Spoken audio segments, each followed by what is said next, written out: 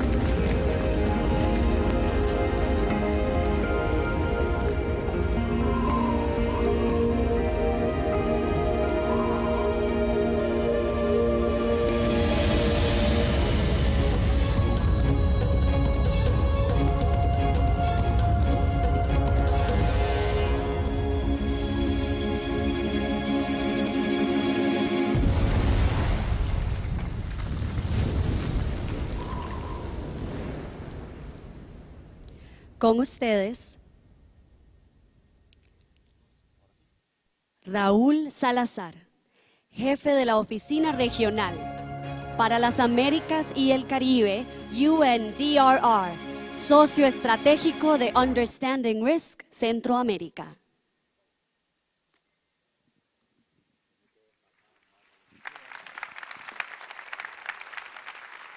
Muy buenos días. Muchas gracias a todos los que han venido hasta Costa Rica para atender este evento de Understanding Risk, que es el segundo día, donde vamos a tener una serie de presentaciones, alrededor de 12 presentaciones, que van a mostrar el avance de lo que la región está haciendo en materia de conocimiento del riesgo. Ustedes recuerdan que en el año 2015, cerca de 184 países se reunieron en lo que fue la Conferencia Mundial sobre la Reducción de Riesgo de Desastres, que tenía un objetivo básico, que era revisar cómo habíamos avanzado, cómo se había avanzado desde el año 2005 con el marco de acción de Hyogo, en reducir justamente estos riesgos. Fue un compromiso que se hizo el 2005, se revisó el 2015 y se retomaron nuevos compromisos y nuevas prioridades en base a ese conocimiento. Las prioridades señalaron principalmente que los países habían avanzado y habían logrado reducir la mortalidad por efecto de los desastres. Habían, sin embargo, fallado, y yo uso esta palabra fallado porque existe todavía una tendencia importante en lo que son las pérdidas económicas, es decir, los países no han logrado reducir las pérdidas económicas por los desastres en los últimos años. Señalaron, por ejemplo, que los países tienen que organizarse mejor, es decir, crear mejores instituciones para atender la gestión del riesgo.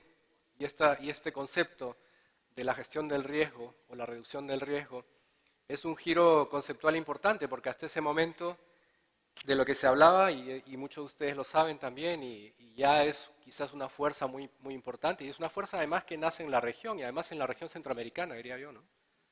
Que es el cambiar esta percepción de que los desastres son naturales, ¿no? Los desastres son un proceso o resultado de un proceso de desarrollo. Y el marco de Sendai recoge este concepto, recoge la idea de que no hay que gestionar los desastres, hay que gestionar y que se puede reducir el riesgo que estos desastres ocurran. Introduce estas 4 prioridades de cómo organizarnos mejor institucionalmente con la gobernanza, establece una segunda prioridad que se refiere a conocer mejor el riesgo para poder atender mejor y desarrollar mejores instrumentos para reducirlo. Y esto es básicamente el conocimiento del riesgo, el motivo de la reunión que el Banco Mundial está desarrollando a nivel global y ha empezado a tener subregionalmente, digamos, estas discusiones. Una tercera prioridad que se refiere a cómo proteger nuestro desarrollo futuro a partir de las decisiones que hagamos hoy, es decir, cómo proteger nuestras inversiones, cómo hacerlas resilientes a futuro. Y una cuarta que se refiere a cómo nos organizamos mejor para la respuesta una vez que los desastres ocurran, pero al mismo tiempo cómo reconstruir mejor, es decir, cómo nos preparamos para los procesos de recuperación. Es decir, el mensaje que da allí es que los procesos de recuperación se pueden planificar también, no es necesario esperar el desastre para empezar a organizarnos para atenderlo. Se pueden planificar el proceso de reconstrucción y no cometer los mismos errores una vez que se empieza este proceso nuevo. ¿Por qué es importante este marco de Sendai? Porque está vinculando, como les decía por primera vez, los temas de reducción de riesgo de desastres a los procesos del desarrollo. Y eso se ve claramente reflejado en que actualmente las metas de desarrollo sostenible, los objetivos de desarrollo sostenible incorporan el marco de Sendai y 15 de sus indicadores dentro de sus metas. Y más aún, siempre el corazón, digamos, de los objetivos de desarrollo sostenible ha sido el tema de la pobreza, el objetivo 1 de la pobreza, ¿no? Reducir la pobreza. Y tenemos ahí, dentro de ese objetivo, una meta que se refiere justamente a reducir la mortalidad de personas viviendo en situación de vulnerabilidad por efecto de los desastres. Está en los objetivos de desarrollo sostenible. El vínculo es directo y además ratificado por la Asamblea General. Entonces, creo que ese es un gran giro conceptual que se reconoce y decía que nace aquí en la región porque es producto de una reflexión que viene de años a través de un conjunto de investigadores, científicos sociales y además científicos de la Tierra que empezaron a reflexionar en este concepto hace más de 30 años con la red y crearon y llevaron este concepto de que los desastres no son naturales a un nivel global hasta reflejarse en lo que es hoy el marco de Sendai. Entonces el aporte de lo que pueden hacer las regiones es central, se ve y tiene consecuencias globales. La región produce, la región centroamericana produce conocimiento, y este conocimiento tiene que sistematizarse, incidir permanentemente en los procesos globales y aportar de manera general a que los riesgos se reduzcan. ¿Por qué esto sigue siendo una preocupación para la región de América Latina y el Caribe? Porque en los últimos 20 años, según un estudio que hicimos en el 2018 de pérdidas económicas por desastres, la región ha perdido cerca de 1.300 billones de dólares por efecto de los desastres. La región de América Latina y el Caribe. Y de estos, cerca del 90% son de origen climático. Es decir, buena parte de lo que ha ocurrido son desastres que pueden prevenirse. Son desastres que pueden prevenirse por la aplicación de este conocimiento del riesgo que se discute hoy. Esa es una razón central de por qué nosotros buscamos promover y formamos parte de esta iniciativa también de manera entusiasta. Y esta iniciativa también es parte de un proceso que la misma Asamblea General define y que se complementa, por ejemplo, con la Plataforma Regional de Reducción de Riesgo de Desastres que va a tener lugar en julio de este año en Jamaica, por primera vez en el Caribe además, una de las regiones que además es la que concentra buena parte de esas pérdidas económicas en nuestra región. Los vínculos de lo que se va a discutir en la plataforma regional, en donde componentes importantes de esta discusión tienen que ver con los resultados de esta reunión, donde esperamos que lo que se ha desarrollado en Centroamérica sea reflejado también de manera regional hacia las otras subregiones, tanto el Caribe, Sudamérica y Norteamérica, en este caso, como generadores también de conocimiento, sirva un espacio para este intercambio, para crecer más, para desarrollar más este conocimiento. Tenemos, creo, como región, un reto importante todavía que cumplir. Creo que uno de estos retos se refiere a cómo llevar esta idea que tuvieron los países de vincular el tema de desastres a los procesos de desarrollo también en la región. Y creo que en la región se están dando procesos importantes que fueron descritos ayer, donde creo que la incidencia que se puede hacer por las instituciones de todos los sectores, de los stakeholders, en este caso los beneficiarios, como se le denomina en el marco de Sendai, que son prácticamente la comunidad científico-técnica, las universidades, la sociedad civil, los mecanismos de cooperación, los propios países. ¿Cómo integran este tema de la reducción de riesgos al proceso de desarrollo? En el caso de Centroamérica, es central y esencial que se vincule este proceso a la formulación de la estrategia centroamericana hacia el año 2040. Es un proceso en marcha, pero es un proceso que no puede dejar de lado los riesgos. Esto lo señalé también en una última reunión que tuvieron en Salvador, donde les indicaba y les pedía a los coordinadores del SICA que llamasen esta estrategia centroamericana al 2040 como una estrategia centroamericana informada por el riesgo. Centroamérica lo merece. Centroamérica ha producido conocimiento para la región, ha beneficiado globalmente. Creo que ese título se lo pueden llevar y tener en su estrategia merecidamente.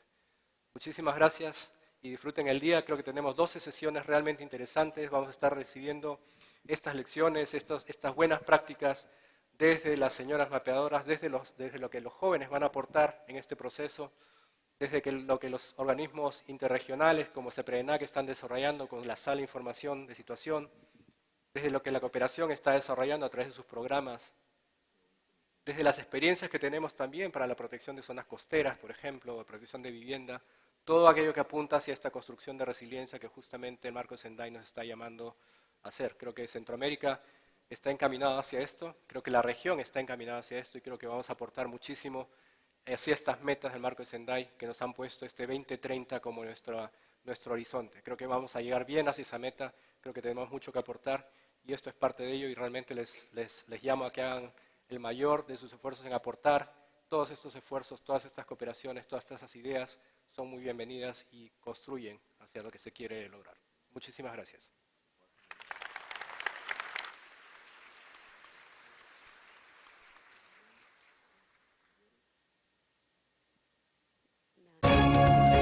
Muchas gracias, señor Salazar. Estamos listos para aprender del networking. Invitamos ahora al escenario a Piero Gandini.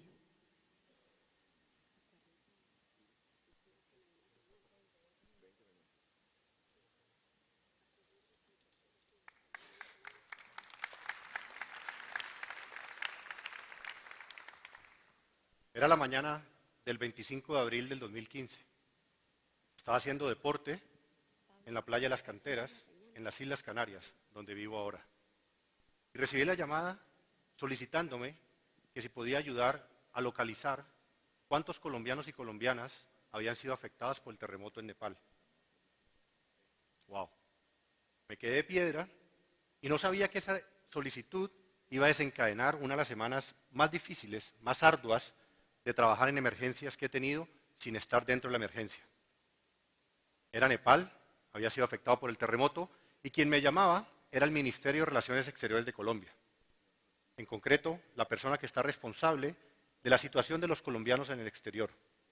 Ella me pidió que trabajara rápido, discretamente y con efectividad, porque había mucha presión en Colombia por encontrar cuántos colombianos habían sido afectados por el terremoto. Yo rápidamente hice en mi cabeza un listado de personas que conozco y dije, ¿a quién debería contactar primero y por qué? Rápidamente contacté a quien era el deputy, el segundo del Comité Internacional de la Cruz Roja en India, y él coincidencialmente había estado en Nepal, estaba todavía en el aeropuerto de Katmandú, se había salvado el terremoto por segundos y me dijo que básicamente debíamos indicar a las personas que estuvieran en el aeropuerto que evacuaran antes de que fuera cerrado. Así hicimos, había una persona, digamos, cerrada en el aeropuerto, con mucho miedo por salir, logramos que se evacuara y ahí comenzamos la búsqueda de cuántos otros colombianos habían sido afectados por el terremoto. Pero ¿por qué me llama el Ministerio de Relaciones Exteriores a mí? Déjeme contarles rápidamente que yo, entre febrero del 2013 y septiembre del 2014, trabajé en la Embajada de Colombia en la India como cónsul para 7 países, Nepal, Bután, Bangladesh, Sri Lanka, Maldivas, Afganistán. Pero antes de eso, había trabajado para organizaciones humanitarias, había hecho trabajo en el terreno, había trabajado en emergencias, en conflictos, y entonces tenía conocimiento de algunas cosas que suceden en emergencias, pero especialmente me querían contactar por mis networking, por la gente que conozco. Entonces comenzamos a buscar qué hacer. ¿Qué hicimos? Contactamos gente de las ONGs que trabajaran en la zona para ver qué estaba sucediendo, qué podíamos hacer. Contactamos gente que conociera en Nepal, incluyendo el cónsul honorario de Colombia en Nepal. Con la Embajada de Colombia obviamente tuve que contactar, porque mi sucesor no tenía conocimientos de emergencias, tuve que acompañar en el proceso, pero sin duda el contacto más interesante que tenía, y llegó a mi mente en algún momento, se llama Samata. Samata es la esposa de un médico colombiano que nos hicimos amigos cuando ellos vinieron a la India, porque además de que trabajábamos juntos, los hijos nuestros son de la misma edad. Entonces hicimos una relación. Y digamos que esta relación con Samata y con Camilo, que es su marido, estaba fresca, porque 6 meses antes nos habíamos encontrado en Colombia. Nos habíamos encontrado en Colombia porque ellos se habían ido a vivir para allá y ella estaba aprendiendo español. Entonces, cuando teníamos que estar con todos, buscando a los colombianos, ella fue clave en este proceso, porque logramos romper la barrera idiomática. Y con esa barrera idiomática logramos hacer contactos que no hubiéramos podido hacer de otra manera.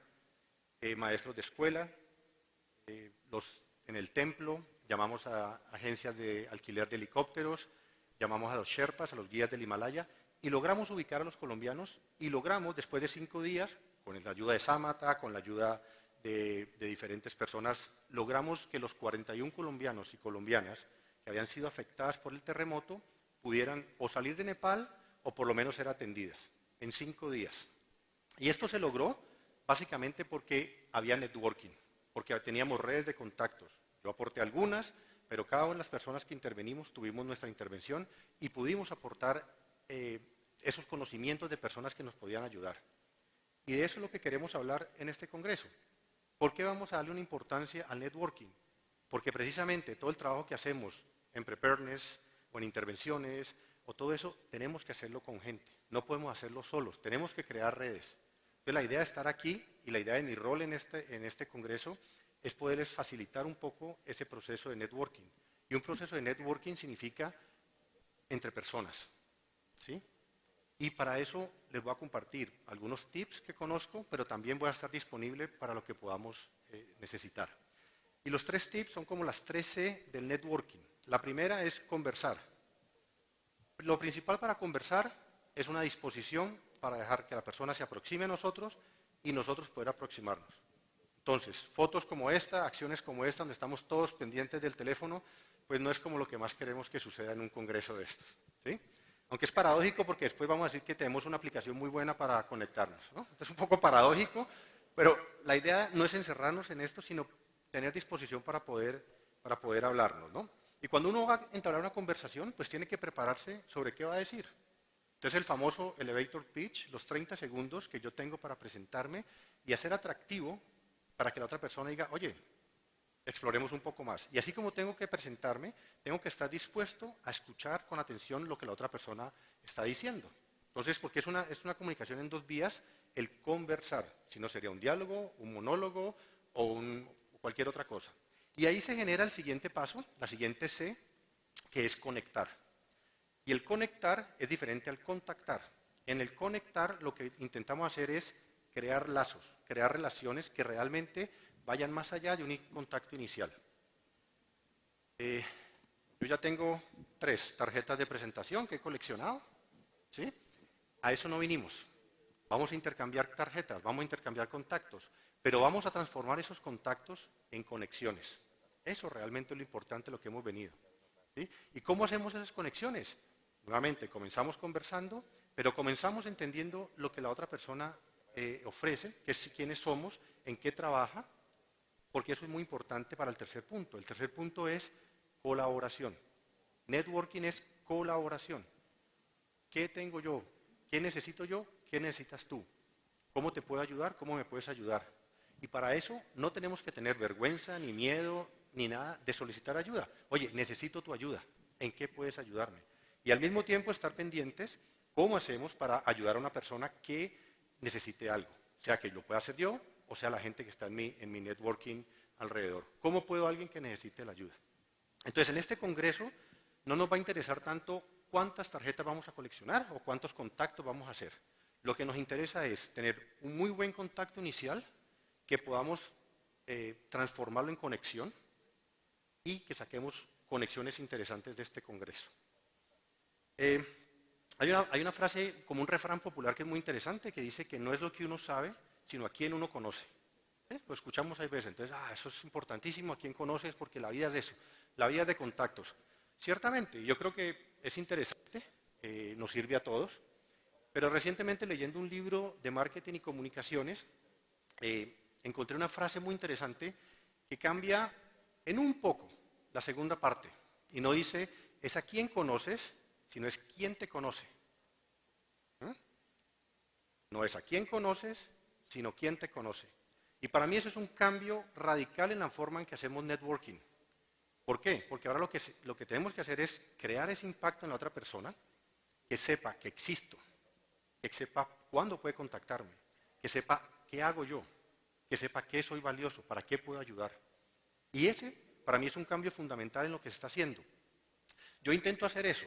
Yo intento, cuando hago un contacto, siempre intento generar ese poco, oiga, que la gente diga, Piero hace tal cosa, o conocí a Piero. Lo que pasa es que uno no siempre lo logra. Uno no es monedita de oro todos los días no se levanta uno con la misma energía. Pero ¿qué hago yo siempre? Con honestidad, con transparencia y sobre todo con autenticidad. Porque la esencia de hacer networking es ser auténticos. Para postureo, algunas redes sociales. Para el networking, ser auténticos. Aproximarnos lo que somos. Porque lo que no es auténtico, tú lo percibes. Tú lo percibes cuando alguien se te aproxima que no es auténtico. Y el no ser auténtico no significa que yo me aproxime a ti con algún propósito de un networking específico. Eso está bien, pero hay que ser transparente con esa parte.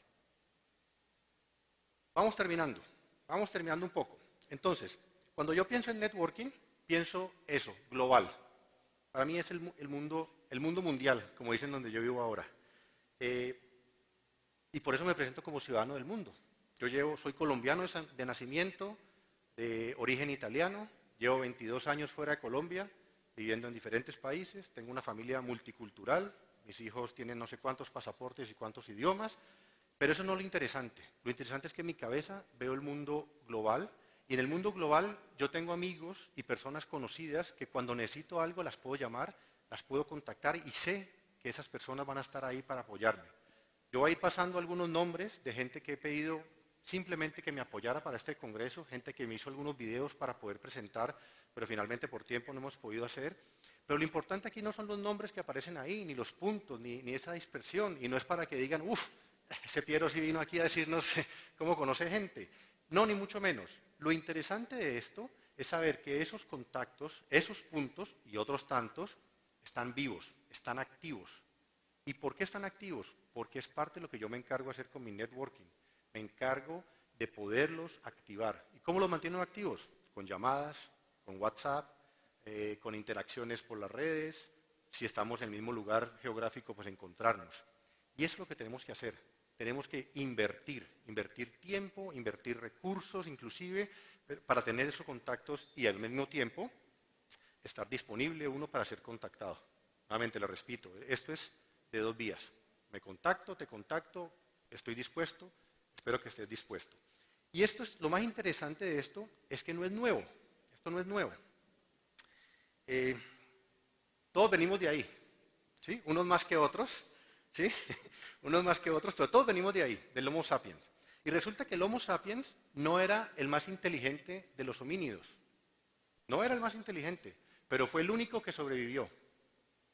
¿Por qué? Hay un sinnúmero de teorías, hay un sinnúmero de estudios. El que yo vengo a compartir hoy es de la Universidad de Michigan, del Departamento de Arqueología, que para el caso nos viene como anillo al dedo. Ellos han encontrado como conclusión principal de ese estudio esto, que el Homo sapiens sobrevivió porque supo adaptarse al contexto, a regiones externas, especialmente porque se contactaba, cooperaba con gente que no fuera de su familia. Salió de ese primer círculo que tenía ahí, y eso le permitió sobrevivir. Y la otra conclusión que tienen, que es muy interesante para lo que hacemos en este congreso, es básicamente era transmitir el conocimiento que había tenido, crear redes, ellos no dicen networking, pero dicen crear redes, y les ayudará también a ser resilientes. O sea, la resiliencia no era únicamente la mía, pero la general, ¿sí? Y después que ese mismo networking los pudieran trabajar para los tiempos difíciles, que les ayudaran y compartir conocimiento. Yo creo que Raúl lo decía ahora un poco cuando comenzó, ¿no? Somos una región que compartimos conocimiento. Eso es networking. Eso es networking. ¿Me puedes prender las luces un momento? Vamos a hacer un ejemplo rapidito, antes de voy bien de tiempo. ¿Sí? Luces, por favor. Voy a hacer un ejemplo rápido, pero mientras vienen las luces, vamos a comenzar. Les voy a pedir el favor que miren a su lado derecho, a ver si conocen a la persona que está sentada al lado derecho de ustedes. Todo el mundo, por favor. Lado derecho, ese no, el derecho. El derecho, ese muy bien, muy bien. Vamos a mirar al lado izquierdo, por favor. Lado izquierdo, muy bien. Ahora le voy a pedir el favor a las personas que conocen tanto al que está al lado derecho como al que está al lado izquierdo, que se pongan un momento de pie. Mamma mía, mamma mía. ¿Ah? Muy bien, muy bien. Miremoslo nomás, mirémonos. Un momento, gracias por las luces. Idealmente ahora haríamos una dinámica y mezclamos todo el salón. Y ya, nos pasamos todo el mundo para todo lado. Pero si hago eso, me termino de dañar todo el horario que llevamos. Entonces, por favor, puedan sentarse otra vez. ¿Cuál es la idea? Naturalmente tenemos la tendencia a estar en la zona de confort, a estar con la gente que nos gusta, a sentirnos arropados. Para el networking tenemos que salir de la zona de confort, tenemos que dar el paso, tenemos que abrirnos. Entonces la invitación es para estos 3 días nos podamos abrir más, estemos dispuestos no solo a que la gente se aproxime, sino que nosotros nos podamos aproximar. Todo el mundo debería tener ya la aplicación, pero no se les olvide que eso es lo vital en lo que vamos a hacer. El networking ha sido, es y será fundamental en nuestra sobrevivencia como especie, porque somos seres de contacto, somos seres sociales, necesitamos estar conectados, contactados, incluso en un tiempo digital como ahora. Es importantísimo cómo consolidamos las relaciones más allá. Aquí está el link, el código QR, que no haya descargado la aplicación, por favor descárguela, yo espero que todo el mundo la tenga, porque una herramienta interesante que tenemos todos es la función de Shake to Connect. ¿Sí? Entonces, Shake to Connect, lo que hacemos es que hundimos el botón del medio, que está ahí del check, aproximamos 2 teléfonos y conectamos. O contactamos, aunque dice connect, pero digamos contactamos. Lo interesante de esto es que yo tengo que aceptar esa conexión. O sea, no es que ya quede conectado. Hay un efecto voluntario. Y después de eso vamos a intentar hacer más, digamos que ese contacto inicial se transforme en una conexión. ¿Hacemos un ejemplo? ¿Sí? ¿Voy de tiempo? Voy bien de tiempo aquí. Vamos a hacer un ejemplo. A ver si no me dan luces. ¿Cómo lo hacemos? Levante la mano aquellos que es la primera vez que vienen a Costa Rica. Muy bien. Entonces vamos a ponernos de pie. ¿Los son la primera vez? Por favor, pónganse de pie. Vamos a abrir la aplicación, quien la tenga abierta. ¿Sí? Hay más de uno. Muy bien. Excelente. Vamos a hacer, voy a bajarme aquí, voy a hacer alguna de estas conexiones. Hundimos Shake to Connect. ¿Estamos todos? ¿Sí? Y vamos a hacer la conexión. ¿Sí? Muy simple. ¿Listo? Movemos. Y está la conexión. ¿Listo? Uno con otro. ¿Ok? Háganla entre ustedes dos, apunten el teléfono ahí cerca, eso. No tienen que moverlo un poquito, eso hay que como que estuviéramos bailando ahí, no sé, un reggaetón o alguna cosa, le ponemos ahí y más fácil, ¿ah? Bueno, este es, muy bien, gracias. Una herramienta, muy bien, podemos sentarnos. Una de las herramientas que tenemos para agilizar el contacto. Vamos a utilizarlo, pero por favor no lo vamos a utilizar en medio de las plenarias, ¿sí? Imagínense uno aquí hablando y de pronto por ahí los otros... Sería como harto. Entonces vamos a aprovechar a hacerlo después, vamos a aprovechar a hacerlo en los momentos del café, vamos a aprovecharlo en otros momentos. Y además de eso, y voy terminando con esto, lo que queremos hacer es ayudarles a conectarse, a contactarse. La función mía va a ser un facilitador, un facilitador. La iniciativa es de cada uno de nosotros, la iniciativa para conectarnos es de cada uno de nosotros. Entonces, hay personas que quieren conocer a alguien, yo les puedo facilitar ese contacto inicial, pero no soy yo quien los va a ir a buscar para decirles a quién quiere contactar. Vamos a tener dos espacios interesantes, que son a la hora del café, en la sala del networking, que es la parte que está detrás de, digamos, de la recepción, donde hay unas mesas. Va a estar cerrada antes del café, para que no haya gente trabajando en ese momento únicamente, después lo pueden utilizar para el networking. Y lo que vamos a hacer es, las personas que tienen las plenarias, las que vamos a tener ahora, estarán en el café, cada una sentada en una mesa, y las primeras 4 personas que quieran sentarse en una mesa con un experto o una experta, puedan hacerlo. ¿Ok? Entonces ese es un ejercicio consciente por parte de la organización, de poner el experto, de una manera, llamémoslo coloquial, al alcance de nosotros. ¿Vale? Y lo mismo haremos al momento del almuerzo. Al momento del almuerzo, en cada una de las mesas, son mesas de 10, vamos a tener 2 lugares reservados, donde vamos a traer un experto o una experta a que se siente a almorzar con ustedes. Eso los hemos llamado los paracaidistas, porque nadie sabe ni quién es, ni quién va a llegar. ¿Sí? Pero son las personas que van a estar trabajando en las sesiones técnicas. Las personas estarán con nosotros ahí, intentaremos introducirlos, decirles qué es lo que están haciendo, pero la idea nuevamente es que esa riqueza de las personas que nos están dando su conocimiento, compartiendo las experiencias, no se quede únicamente aquí y no se quede únicamente a los que pudimos asistir a una sesión o a la otra. Entonces habrá unos que, yo quería sentarme con tal, pero me tocó tal. Bueno, vamos a aprovechar, vamos a estar abiertos a lo que podamos hacer. Entonces la invitación, y con esto voy terminando, es que consolidemos, hagamos unos buenos contactos iniciales, que los podamos transformar después en conexiones. No se olviden de las 3C. ¿Okay? Conversar, conectar y colaborar, que es lo importante en networking. Que tengan un buen día y yo estoy por aquí lo que necesiten para ayudarles. Muchas gracias.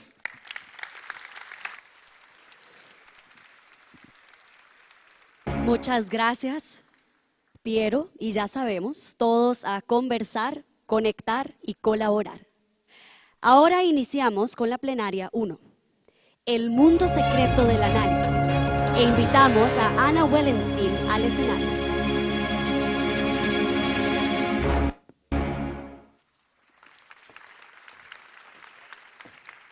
Buenos días a todos, ¿no? Qué excelente estar aquí, me da un gran placer dar el bienvenido a esa primer plenaria del mundo secreto de conocimientos. Quisiera asegurar que puede escucharme. ¿Se escucha mi acento? ¿Me entienden? Ok, bueno, solamente a chequear que me entiende el Spanglish.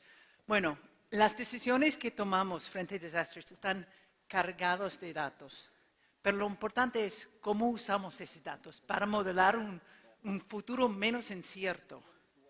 Los conocimientos, la innovación, el análisis, se puede ser sumamente importante a bajar y cambiar las vidas de millones de personas en cuanto lo usamos para bajar el riesgo que se enfrentan, para hacer una gestión de riesgos mejor.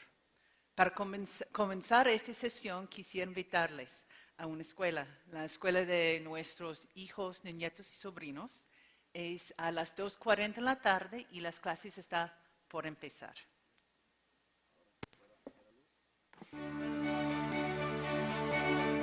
Gracias. Pero se lo ponga más. ¿Bien?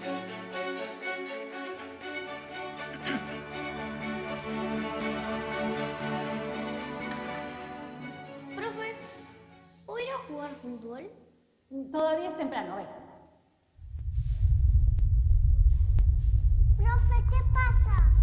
terremoto, mi amor, terremoto. Vamos afuera. Ya saben lo que tienen que hacer. Afuera, a zona segura.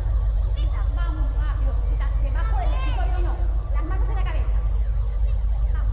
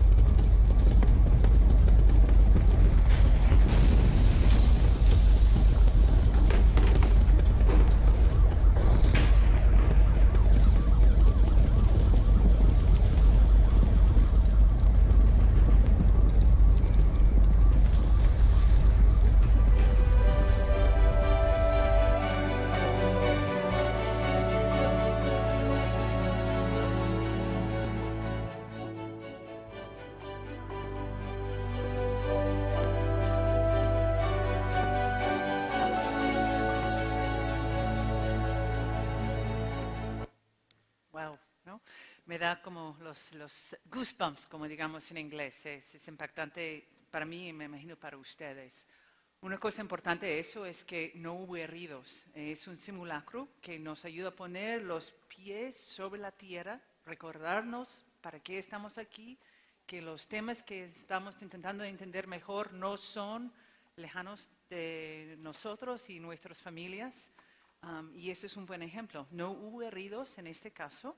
Había un buen uso de datos, de herramientas, de modelaje. La gente coopera en lo que tenía que hacer con las estrategias que pudiera creer, lo comunicaron bien entre quien tenía que tomar acción. Y finalmente había capacidad de gente de tomar esa información y transformarlo a respuestas concretas, soluciones concretas y ponerlo en acción. Hoy día vamos a tener chance de aprender más de esas capacidades. Tenemos 5 expertos excelentes que van a discutir con nosotros y mostrar con nosotros cómo usar los datos, herramientas y metodologías para crear más capacidad, cómo lo comunicamos mejor y cómo lo usamos para colaborar mejor a llegar a soluciones muy concretas a los temas que enfrentamos en nuestros países, ciudades y donde vivimos. Muchísimas gracias. Voy a invitar ahora a los expertos que vengan y hablamos más después. Gracias. Gracias, Ana. Iniciamos ahora una serie rápida de charlas con Joaquín Toro.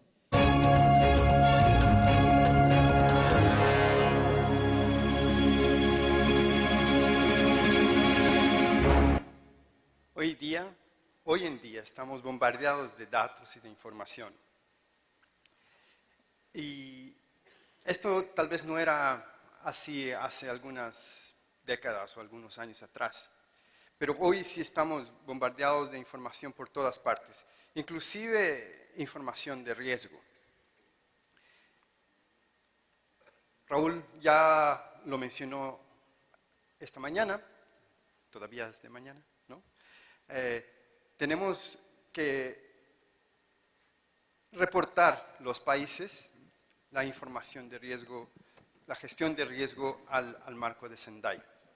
Estos 7 objetivos que nos mostró y tiene 38 indicadores. Y los países tienen que reportar al marco de Sendai esto, ¿no? Pero, ¿qué reportar? Los perfiles de país, de riesgo de país, nos pueden ayudar para eso, ¿no? Nos permiten entender cuál es la magnitud de los daños de los eventos y también las afectaciones a las personas, de una manera muy global.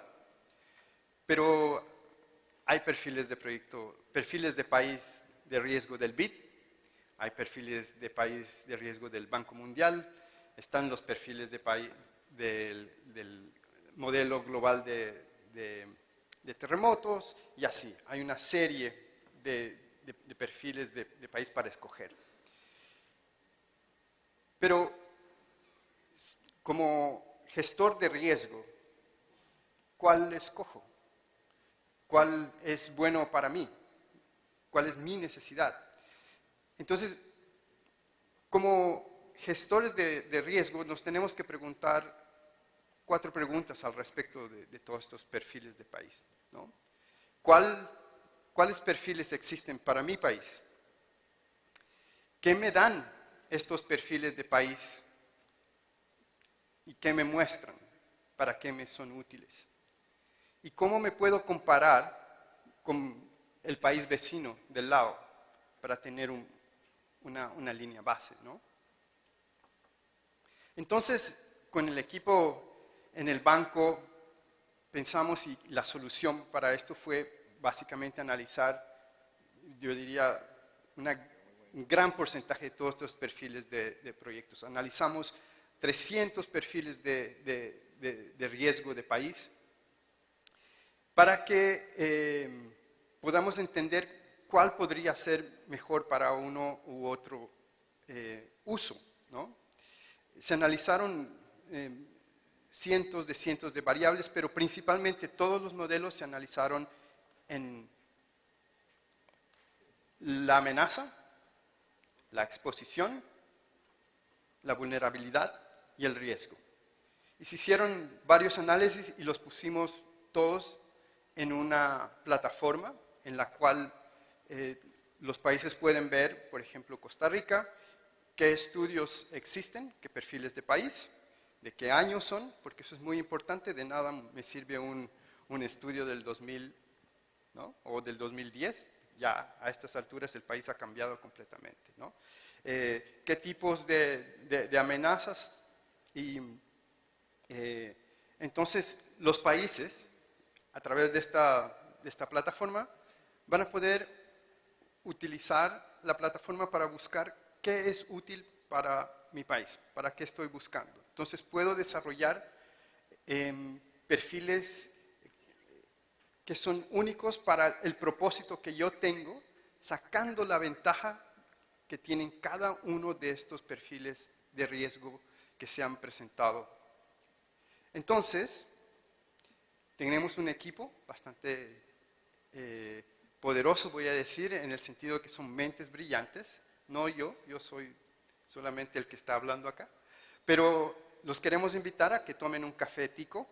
Vamos a tener en el Media Lab un ejemplo de cómo poder acceder a esta plataforma. Gracias.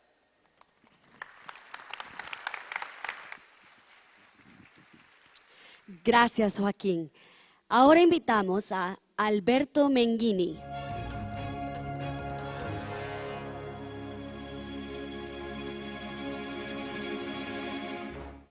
Buenos días.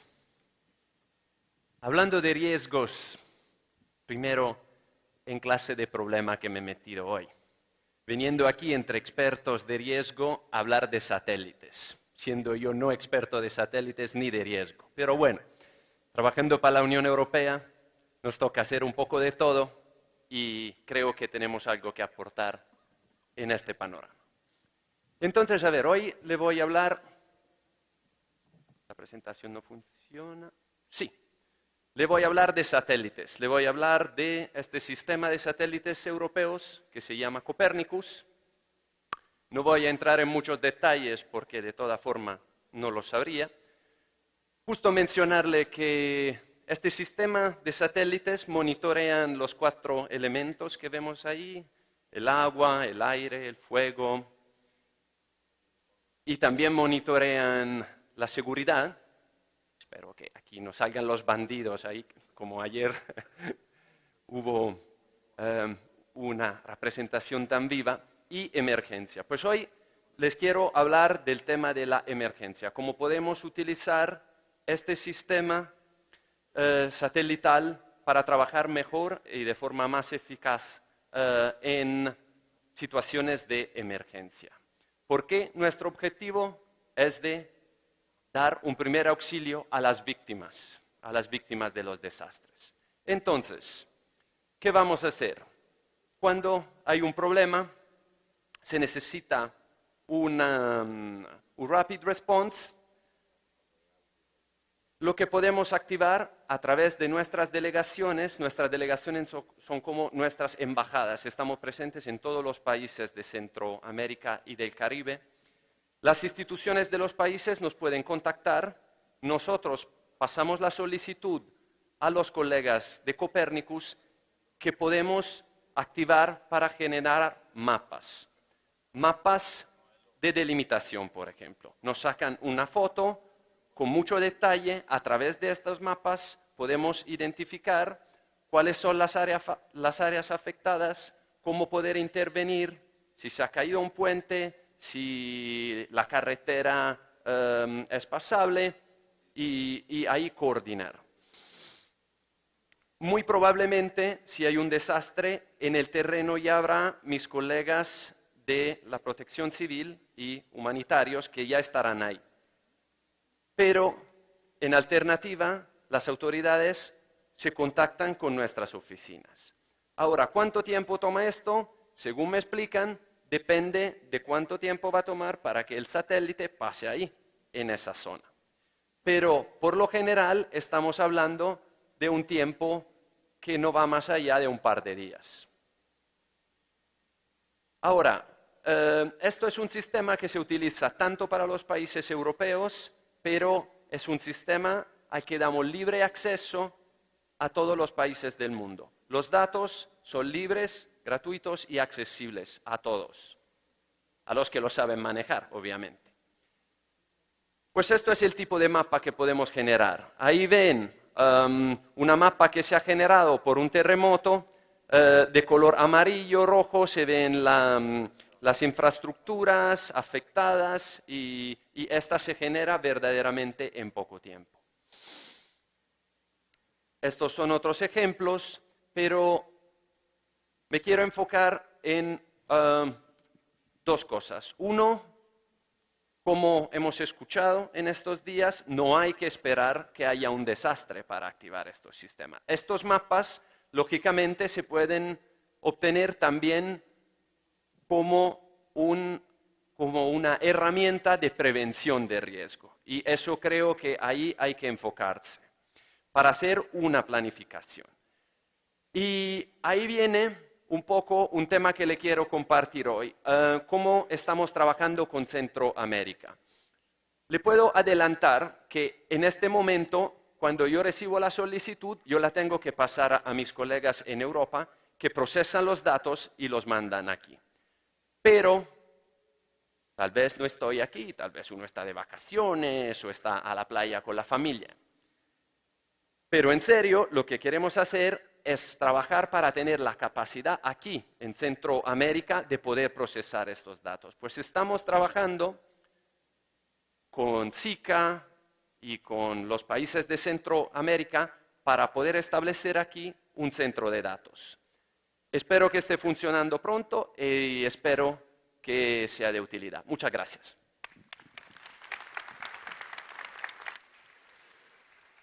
Muchas gracias, señor Menghini. Le damos la bienvenida a Rodrigo Reynoso.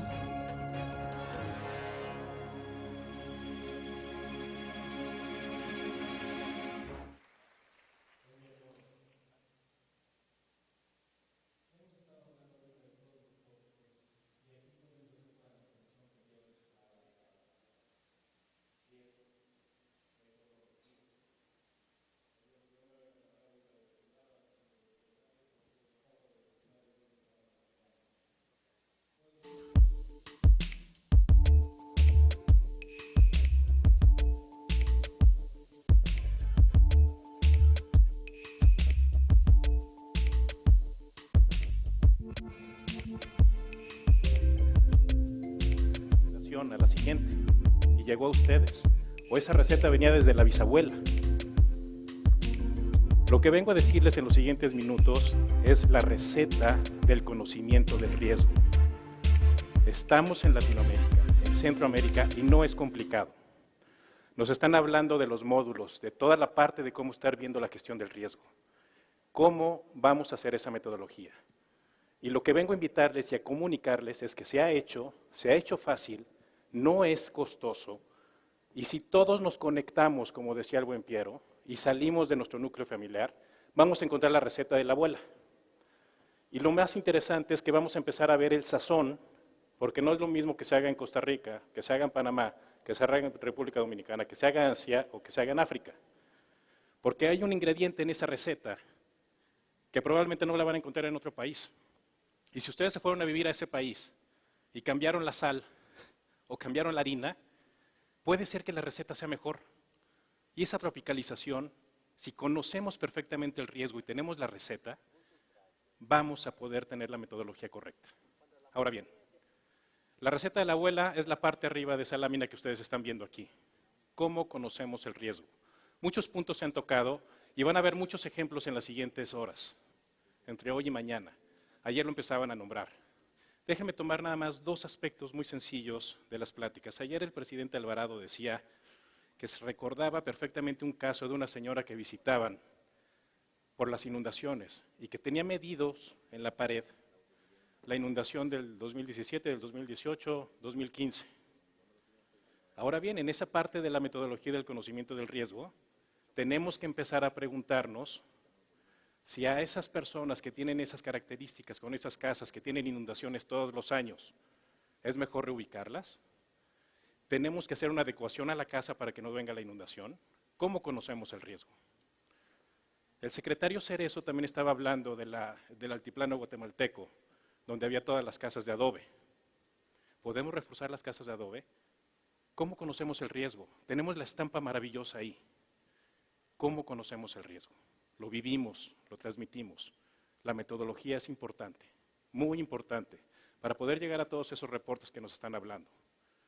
Pero créanme, no es complicado.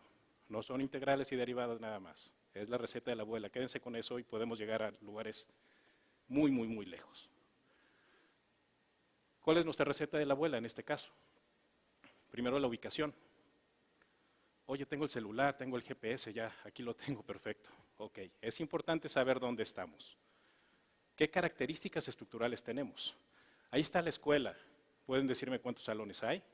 ¿Pueden estimar si el techo es de lámina, si el techo es de concreto, si el techo es de madera, el piso que tiene?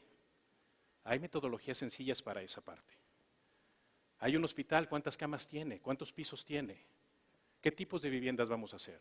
Prácticamente a nivel mundial se pueden estar reconociendo 5 y se pueden estar tropicalizando también para los países. Y finalmente el valor de reposición. Esto es clave para poder tener las pérdidas estimadas. Entonces pienso en esa casa del presidente Alvarado y lo que nos decía el secretario Cerezo también. Y si sabemos dónde está, que nos decían, si sabemos las características estructurales de las viviendas, de las carreteras, de los hospitales, de las escuelas, y podemos saber cuánto cuesta reconstruirlo como está, vamos a empezar a tener la primera fortaleza. Ese es el inventario. Tenemos miedo, hoy es un censo. No, se puede hacer con la tecnología que se tiene hoy y se puede hacer mucho en gabinete. Posteriormente vamos a saltar nada más a la identificación de amenazas. Terremotos, riesgos, inundaciones, huracanes, etc. Y esta parte la vamos a meter en la hora máquina de cuantificación del riesgo, que aquí sí es la hora máquina. Vamos a tener que medir no nada más lo que ha pasado en la historia que tenemos, sino toda la parte importante de decir qué pasa con esta infraestructura y con estas características, si es un terremoto de 1 grado, de 2 grados, de 3 grados, de 5 grados, para poder llegar a tener todo el espectro posible de riesgo en ese sentido. Y finalmente, cuando tenemos todo esto en la licuadora, el sazón está listo. ¿Y para qué? Lo dividimos en una gestión financiera y en una gestión integral del riesgo. La gestión financiera prácticamente es para poder tener soluciones rápidas. No quiero tener desviaciones gubernamentales. No tengo el dinero suficiente. Ayer hablaban de eso también la directora Saco. Entonces podemos tener esquemas de seguro, podemos hacer una póliza, una reserva del mismo país, bonos catastróficos, en todo eso el Banco Mundial está ayudando, mismos microcréditos, soluciones rápidas ante esto. Se tiene el terremoto y se está obteniendo el resultado. Y por otro lado, una gestión integral del riesgo, donde ya empiezan a hacerse atlas, se puede hacer protección civil, se abate la pobreza. Ahí prácticamente con el Banco Mundial también hay una parte que se hizo con República Dominicana, el CIRED, para poder ver la parte de los ajustes y actualmente también se tiene todo este apoyo que se está haciendo en Panamá. ¿Qué más? ¿Cuál es la receta de la abuela para ustedes para poder tener esta parte del riesgo y poderla entender? No es complicado, quédense con esa parte. Conozcamos la parte de arriba de esta lámina, tengamos esos ingredientes y luego vemos qué es lo que aplica para cada uno. Muchísimas gracias.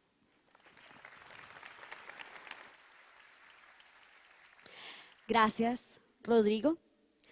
Ahora escucharemos una presentación grabada por Dan Irwin, director global del programa Servir de la NASA, quien no nos pudo acompañar hoy en San José. Muchas gracias y lamento que no puedo estar con ustedes hoy. Sin embargo, Centroamérica siempre está en mi corazón. Cuando la mayoría de la gente piensa en la NASA, se imaginan naves espaciales, rovers en Marte o los astronautas. Es cierto que trabajamos en todo eso, pero cuando la NASA se formó en 1958, parte de nuestras metas iniciales fue estudiar la Tierra desde el espacio y usar esta información para cuidar nuestro planeta. ¿Y por qué la Tierra? Pues porque la Tierra también es un planeta y algunos dicen que se ha encontrado vida allá. Para monitorear nuestro planeta, hemos lanzado una constelación de satélites midiendo información de partes diferentes del espectro electromagnético, visible, infrarrojo, termal y microonda. Los satélites nos permiten hacer observaciones nuevas de nuestro planeta, del suelo, del agua y la atmósfera. Y combinando esta información podemos ver nuestro planeta como un sistema interconectado. Se puede ver el presente, prognosticar el futuro y conocer el pasado.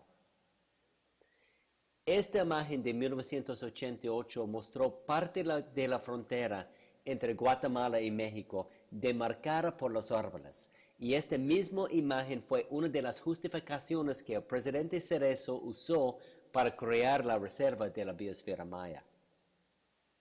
Con sensores termales en el espacio podemos ver los incendios forestales que ahora los ONGs y los gobiernos en la región están usando para planificar y para responder. Y estamos tomando datos de radar en la región. Por ejemplo, este esfuerzo para estudiar y entender los manglares en Costa Rica. O usando satélites para ver las algas y las cianobacterias en el lago Atitlán que permiten a las comunidades monitorear y cuidar su lago. Pero lo más importante es que la gente aquí y en todo el mundo puede accesar y usar las imágenes. Y esto lo estamos logrando por medio del Programa de Desarrollo de Capacidades de la NASA. Y formando redes de personas y instituciones en todo el mundo, como el Programa Servir, que está trabajando en América del Sur, África, Asia, y esperamos que pronto aquí en Centroamérica también. Porque para solucionar los problemas enormes que tiene nuestro planeta, tenemos que pensar y trabajar juntos como nunca lo hemos hecho antes. Necesitamos colaborar y hacer nuevas formas de colaboración. Una de las colaboraciones más impactantes es la Estación Espacial Internacional. Astronautas de 18 países han estado en órbita de la Tierra por los últimos 19 años. Allá hay cámaras tomando miles de imágenes de la Tierra, como esta del río San Pablo en Panamá. Aquí en la Tierra nuestra colaboración sigue con un acuerdo entre la NASA y la SICA que se firmó en marzo del año pasado. Y ahora junto con el Banco Mundial estamos colaborando para usar lo mejor de la tecnología para conectar el espacio a la vía y al mismo tiempo la vía al espacio. Así colaborando juntos podemos construir un Centroamérica resiliente. Muchas gracias.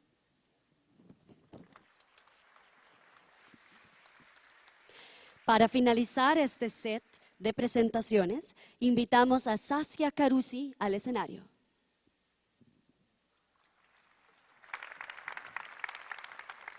Buenos días.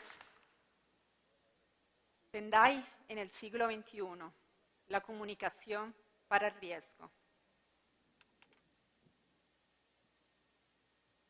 Imagínase un río donde fluye la información. Están los que generan los datos, las entidades científicas, las de monitoreo. Va a los que son informados por esa información, toman las decisiones y después las pasan a los que deciden qué acciones tomar. Después está también toda la sociedad, sector privado, las poblaciones más vulnerables, los gobiernos locales. Pero alrededor de todo este río está la comunidad, las personas que viven en situaciones de riesgo, que no están al final de este flujo de información.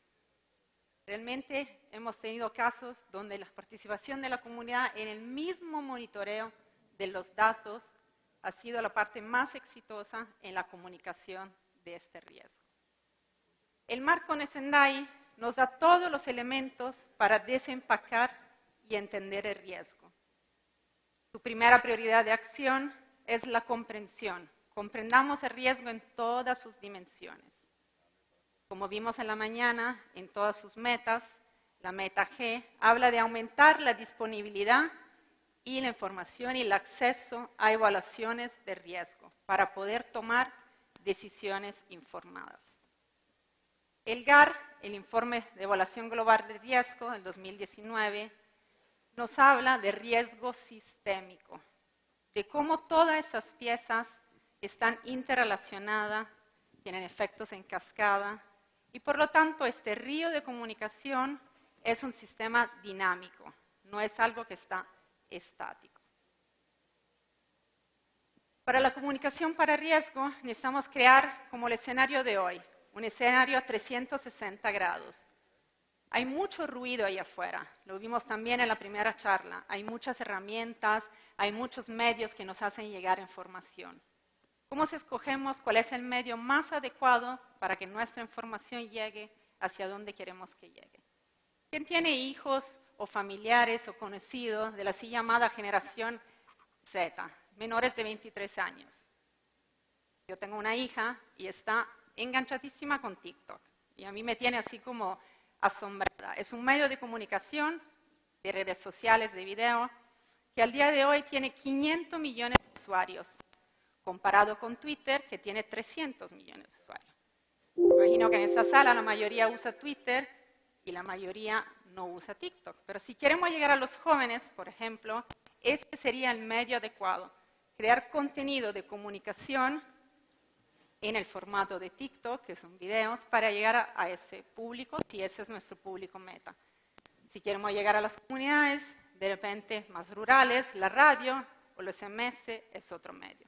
Entonces creamos esa experiencia de 360 grados para llegar a todo el público. La percepción de riesgo. Todos entendemos el riesgo de diferentes formas. Accedemos a información de diferente manera y por lo tanto tomamos diferentes acciones. ¿Quién piensa que el riesgo es algo improbable, es algo que no podemos hacer nada, es algo aburrido o es algo que nos da mucho miedo? Entonces, entender esa percepción de riesgo para poder influir en su propia comunicación. Cada quien tiene un apetito diferente por el riesgo y, por lo tanto, un apetito diferente para la resiliencia. En esta región, las políticas, el discurso, los marcos, giran realmente alrededor de la gestión del riesgo. Sin embargo, muchas veces las acciones aún siguen alrededor de la gestión del desastre en sí.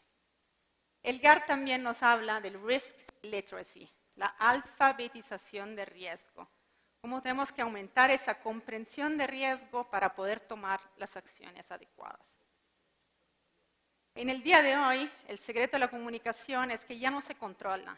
Hay muchos medios, hay muchas cosas alrededor. Entonces, el secreto es influir para lograr el cambio y para actuar, hacer que la gente hable del tema que queremos que se hable. Un ejemplo son los jóvenes. Los jóvenes están presionando y hablando sobre cambio climático. Ese tema ya está en la conversación, la gente habla de esto y eso está cambiando decisiones de inversión, decisiones personales en nuestras casas y decisiones de políticas. Entonces, hagamos que se hable del tema que queremos para influir y realmente construir juntos esa narrativa. Cambiar el discurso, cambiar el paradigma, colaborar como ese espacio en Understanding Risk, ir colaborando todos para comunicar el riesgo en el siglo XXI. Muchas gracias. Gracias, Saskia. Para cerrar la primera plenaria, invitamos de nuevo a Anna Wellstein para darnos los mensajes de cierre.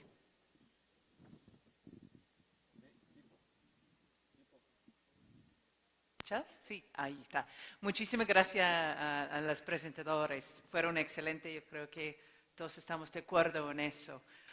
Y yo creo que son sumamente importantes porque nos muestra con el conocimiento, el análisis, la innovación, realmente nosotros podríamos manejar los riesgos que existen mejor, podríamos evitar los riesgos y cuando pasa que hay un desastre podríamos reaccionarnos mejor, más eficientemente. Entonces, les agradezco mucho para esto.